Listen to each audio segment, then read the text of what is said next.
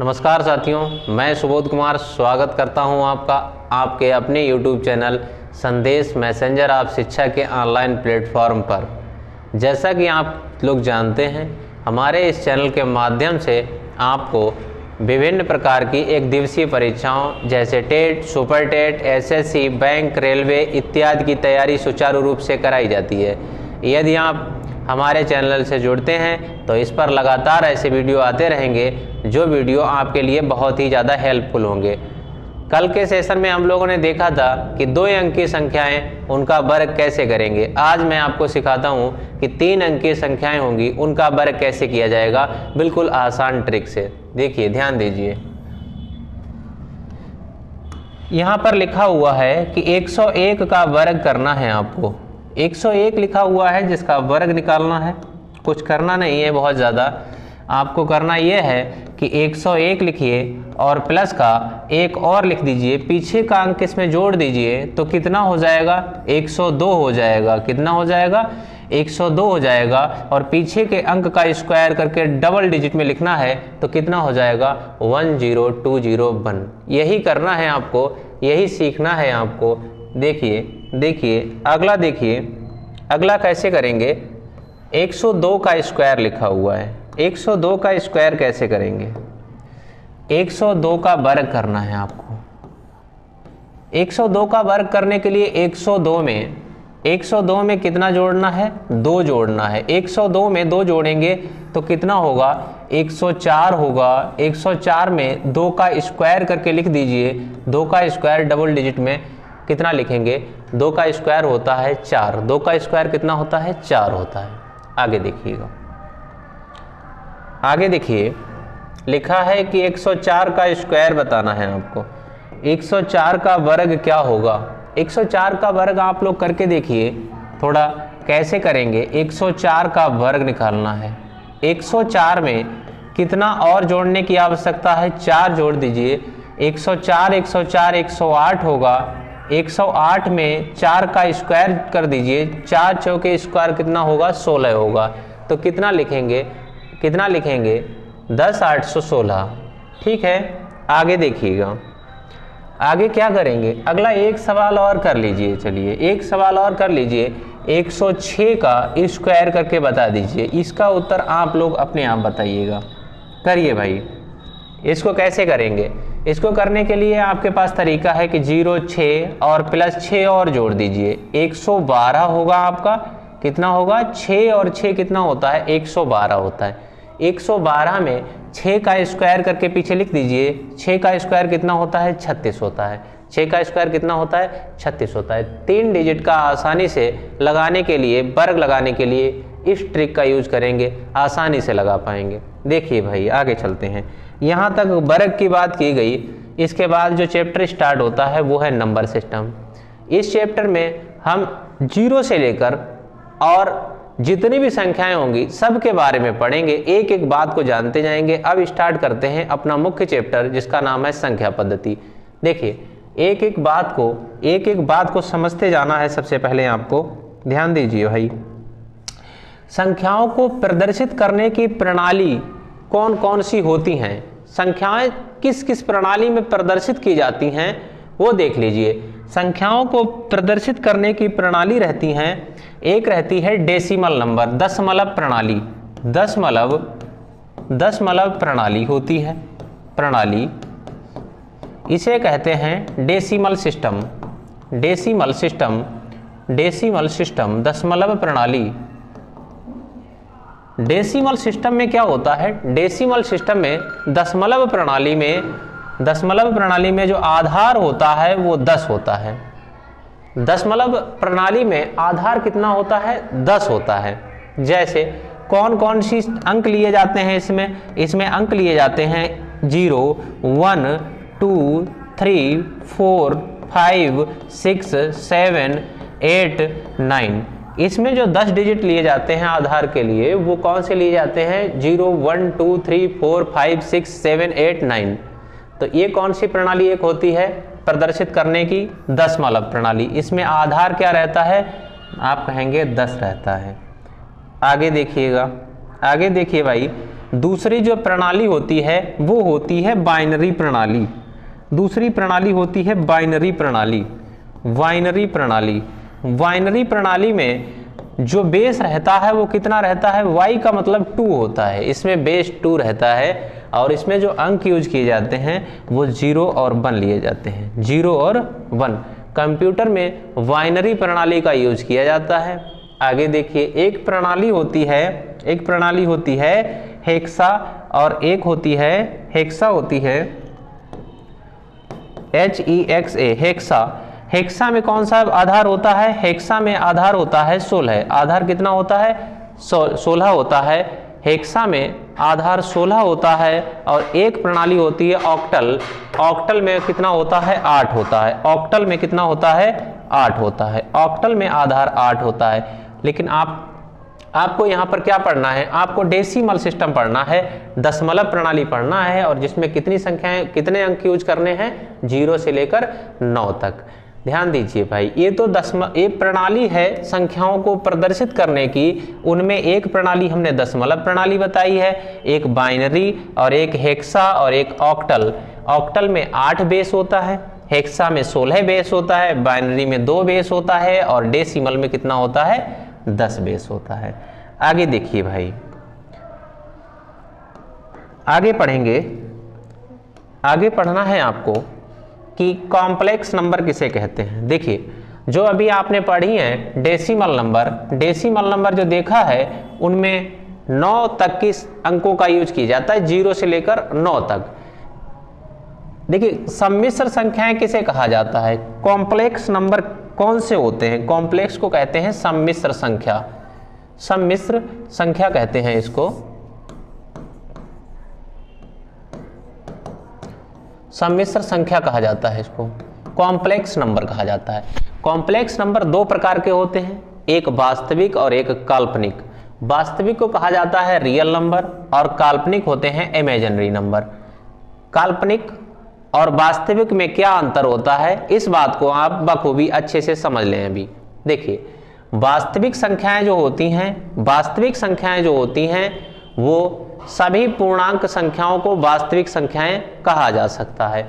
वास्तविक संख्याएं कितने प्रकार की होती हैं, इस बारे में चर्चा करेंगे। अभी देखते हैं कि काल्पनिक संख्याएं किसे कहते हैं। काल्पनिक संख्याएं कही जाती हैं, उसको लिखते हैं हम आई से।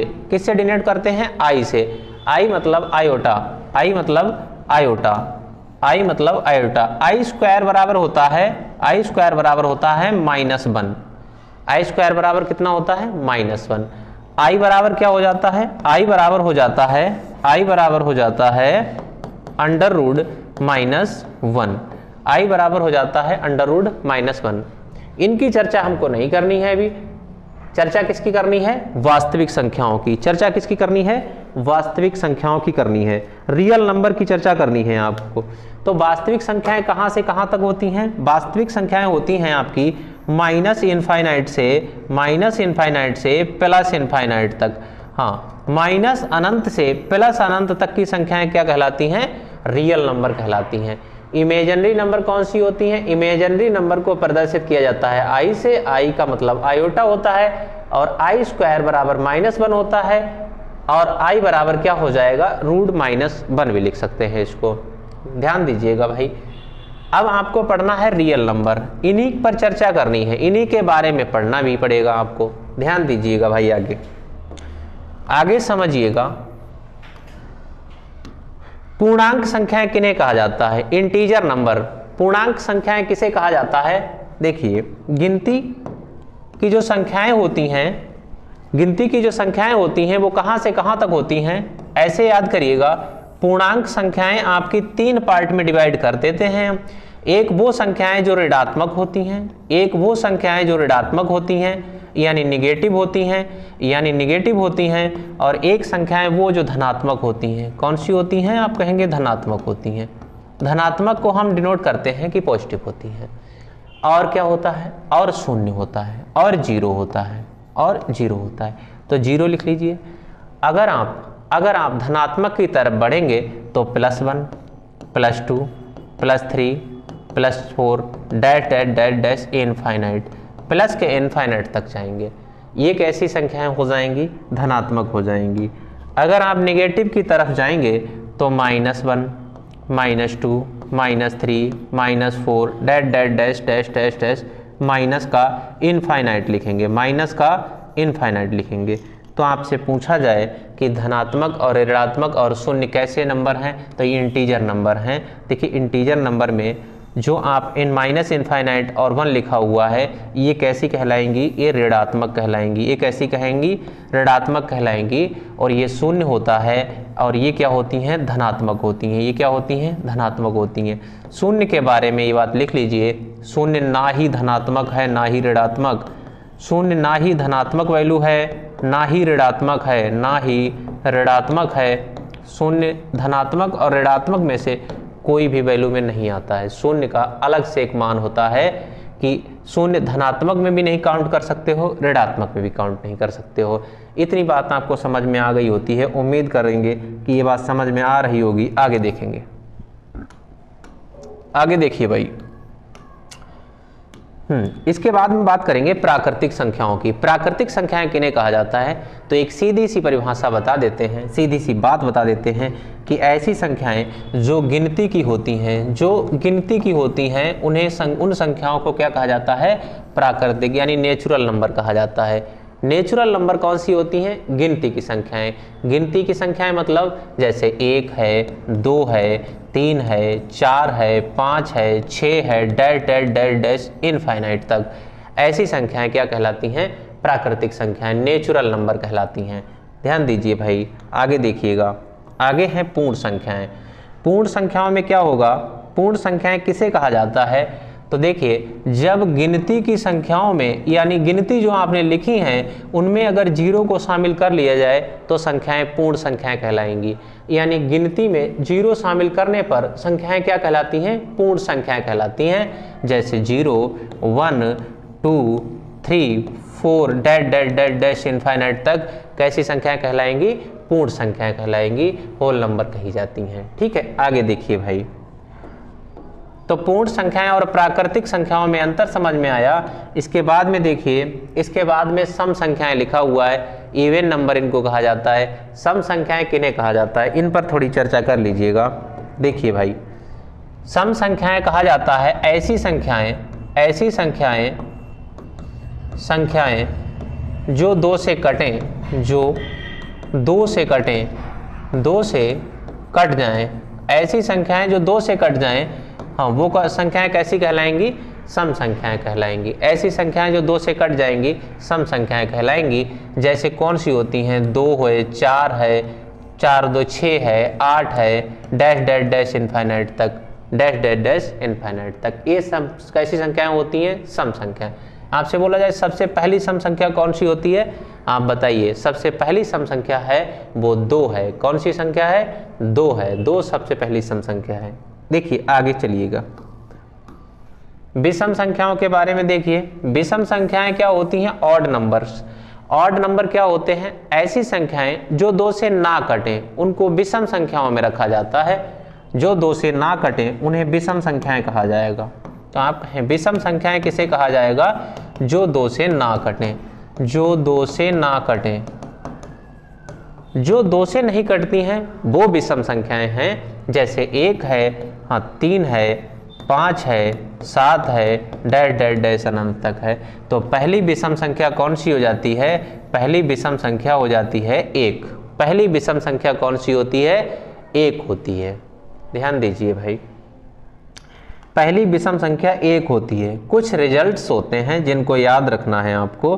रिजल्ट्स कौन कौन से होते हैं, कुछ रिजल्ट्स निकल के आते हैं।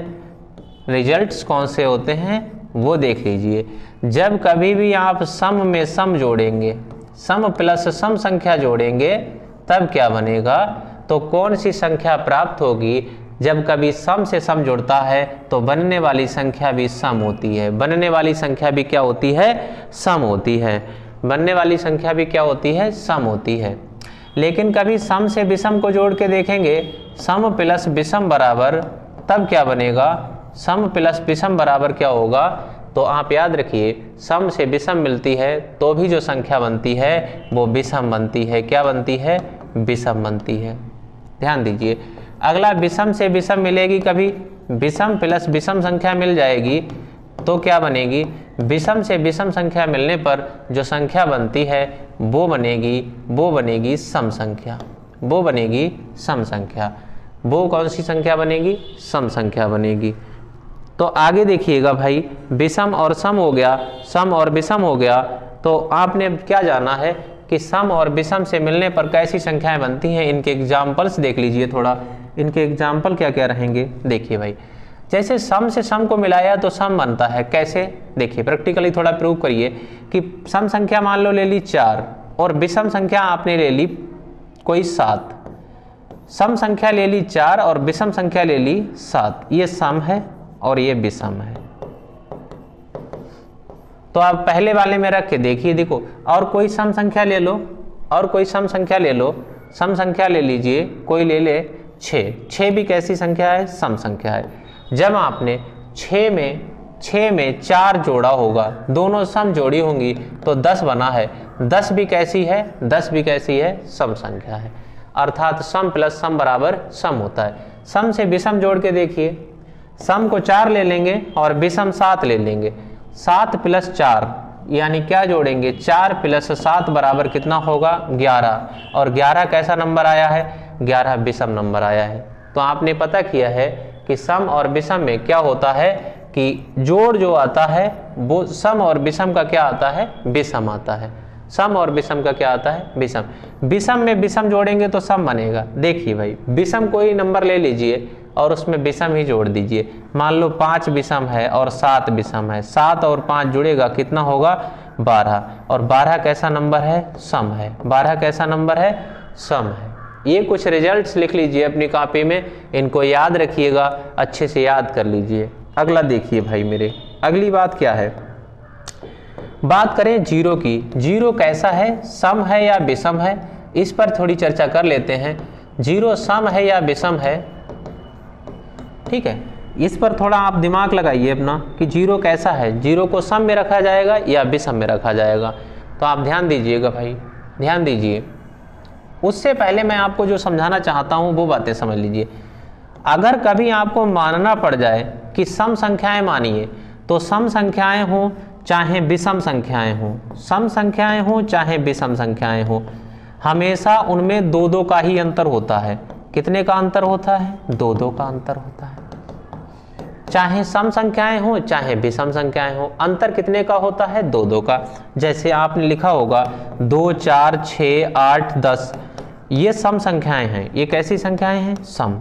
और विषम संख्याएं लिखते हो तब कैसे लिखते हो, हाँ लगातार विषम संख्याएं लिखेंगे, 1, 3, 5, 7 डैश डैश डैश। देखिए इनमें भी 2-2 का अंतर है और इनमें भी। यहाँ 2 और 2 4, 4 और 2 6, 6 और 2 8, 8 और 2 10, 1 और 2 3, 3 2 5, 5 2 7। सब में कितने कितने का अंतर है, 2-2 का अंतर है, चाहे वो सम हुई चाहे वो विषम। तो कभी मानना पड़ेगा, तब आप कैसे मानेंगे कि कौन सी संख्याएं सम होंगी और कौन सी विषम। ध्यान दीजिए भाई कि सम संख्याएं माननी पड़े चाहे विषम माननी पड़े, आपको एक ही प्रकार की मानना है। और वो कैसे मानना है देखेंगे।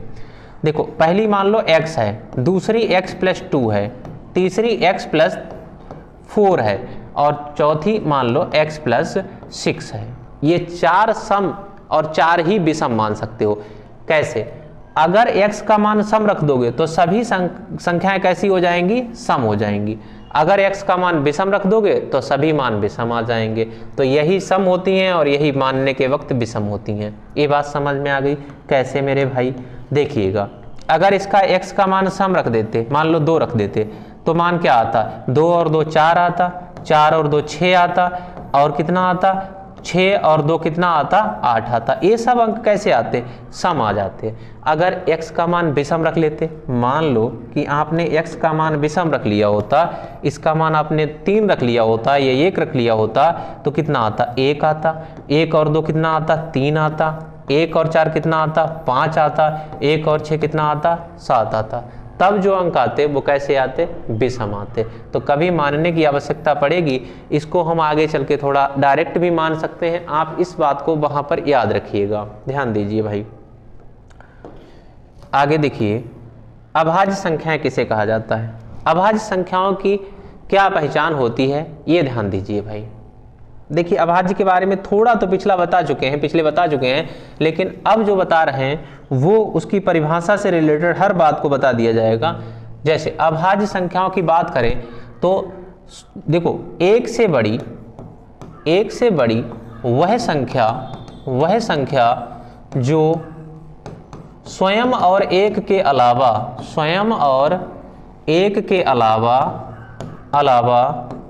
किसी अन्य संख्या से विभाजित ना हो,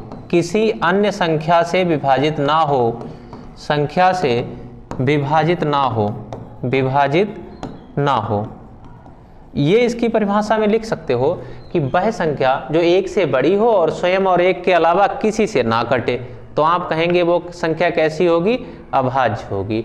तो बताओ पहली अभाज्य संख्या कौन सी होती है, 2 होती है, फिर कौन सी 3 होती है, फिर कौन सी 5, फिर 7, फिर कौन सी 11, 13, इस प्रकार से संख्याएं होती हैं।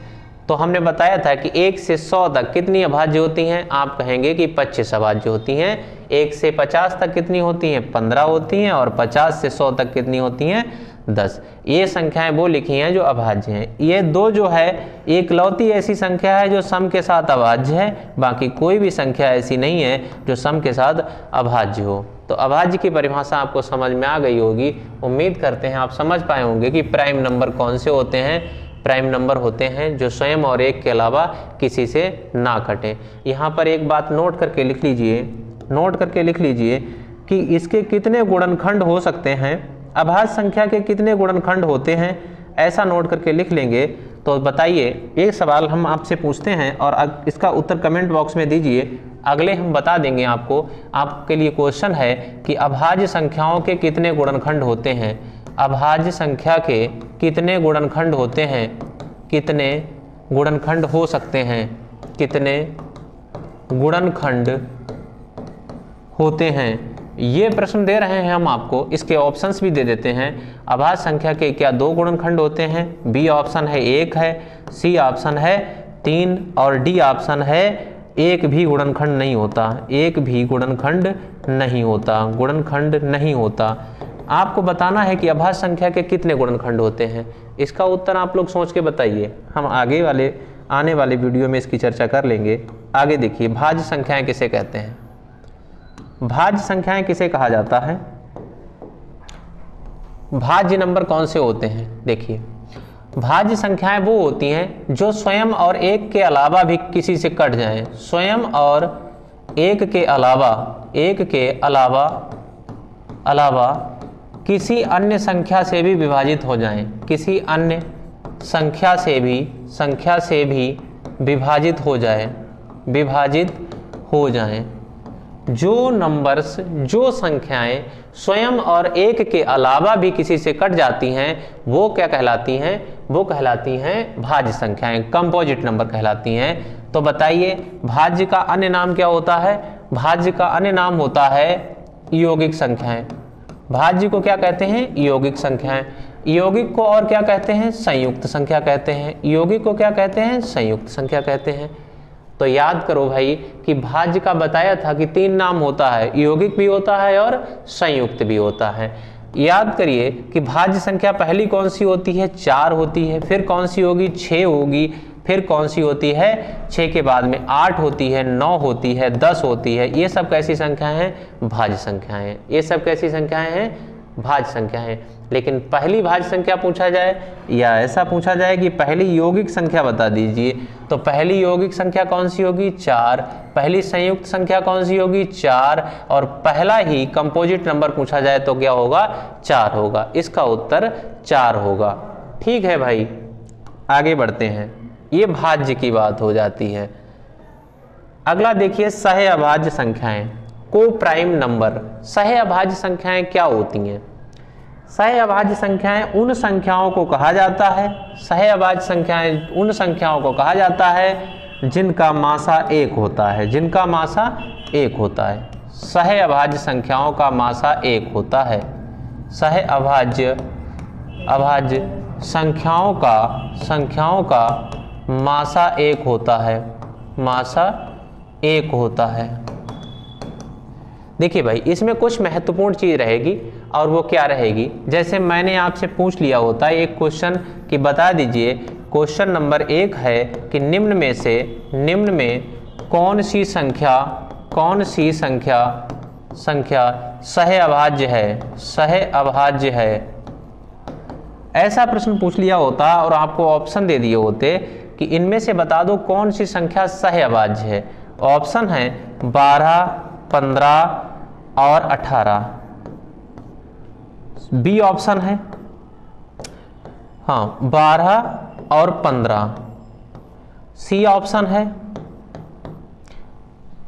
4, 7, 8 और डी ऑप्शन है सभी संख्याएं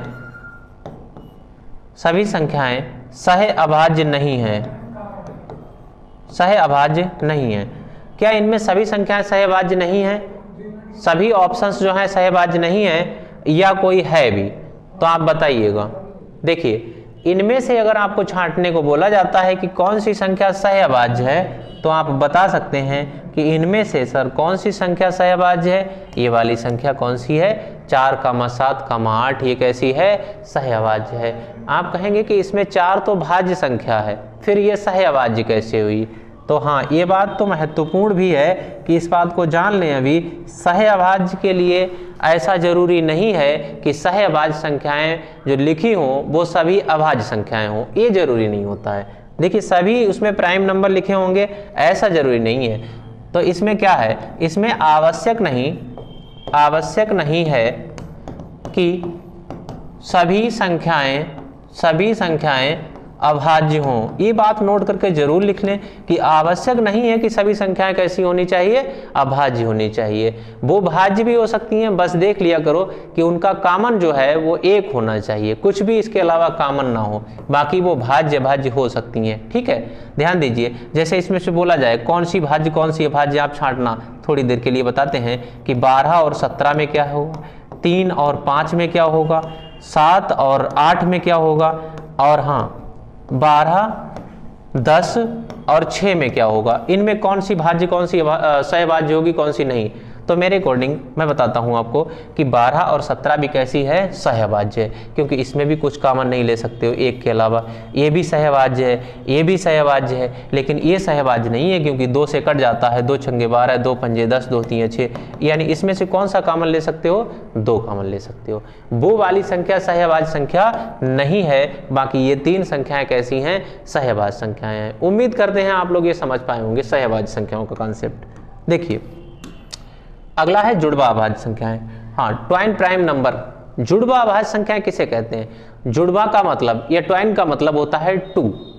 तो इसका सिंपल सा परिभाषा याद रखिएगा कि ऐसी अभाज्य संख्याएं जिनमें 2 का अंतर हो। अभाज्य संख्याएं जिनमें 2 का अंतर हो,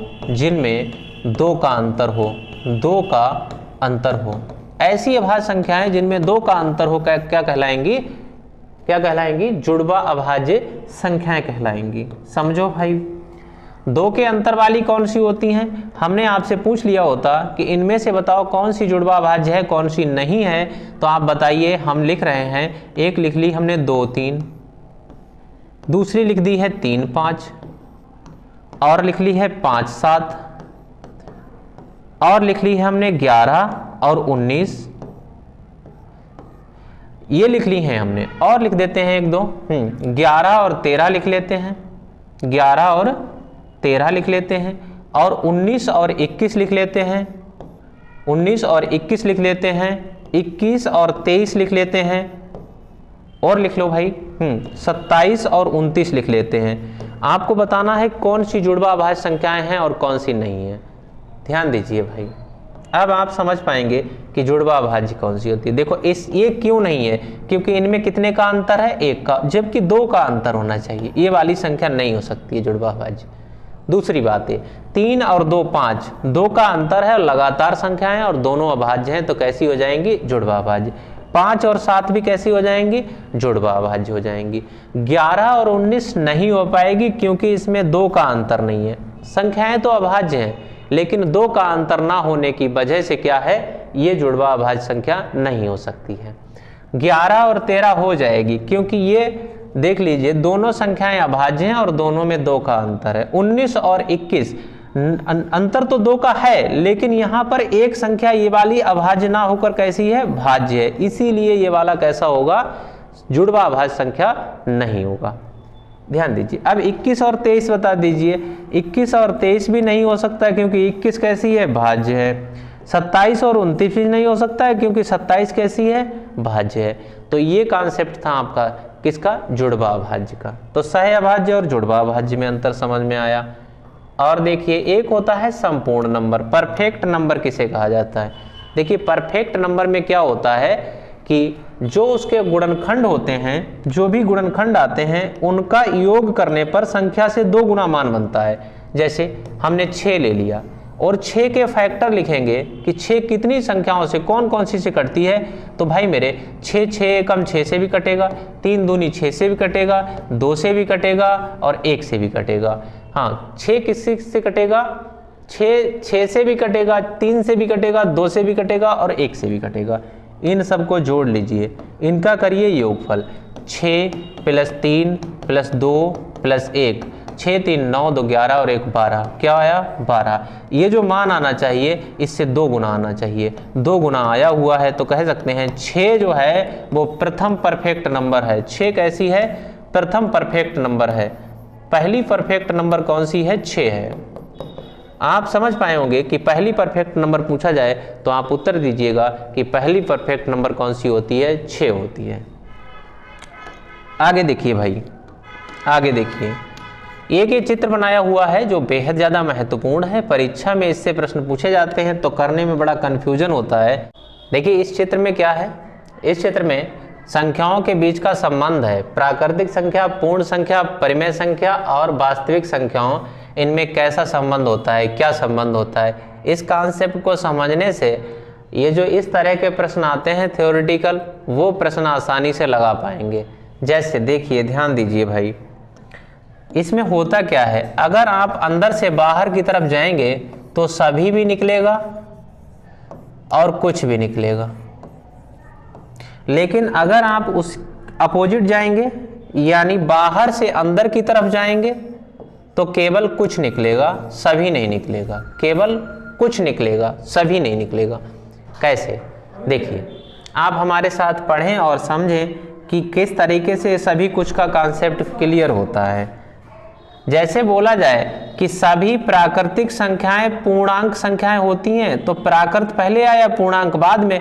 सभी आने पर आप बाहर की तरफ जा रहे हैं तो सभी वाला जो स्टेटमेंट होगा वो सही हो जाएगा। ऐसे ही सभी प्राकृतिक संख्याएं परिमेय संख्याएं होती हैं, तो बिल्कुल होती हैं।